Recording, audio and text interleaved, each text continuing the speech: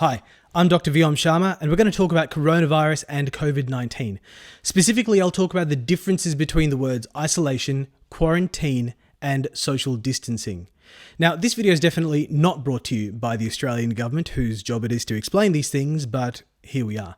And it's really important to know because the government's own modelling tells us that somewhere between 50,000 to 150,000 Australians, old and young, are going to die.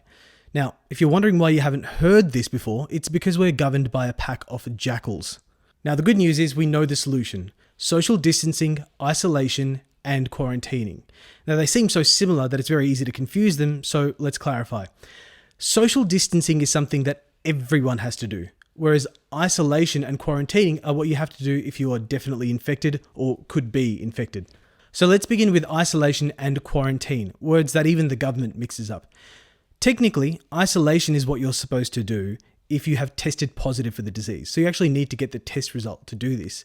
And you can either be isolated in a hospital or in your own home, which is self-isolation. And what that means is that you stay home or in your own room if you live with other people, and they can bring you food, and you shouldn't really leave for anything apart from things like doctor's appointments, or maybe into your own courtyard or garden as long as you're by yourself. Quarantine is what you do if you might be infected with coronavirus, but for whatever reason we can't or don't test you. You still need to do all the same things as isolation. Now, who's in quarantine? It's going to change, but for now, it's anyone who's been overseas in the last 2 weeks, anyone who's a close contact of someone who's been confirmed to have COVID-19, and also people potentially who have an illness that's consistent with COVID-19, which going to flu season is going to be a lot of people.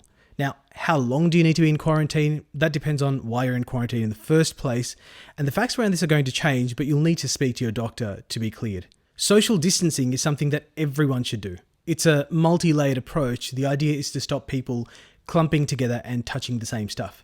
It covers everything from hand hygiene to not shaking hands, standing a couple of meters apart, minimizing the amount you go out to shops and restaurants, working from home if you can, and the closure of things like large sporting cultural events and schools potentially as well.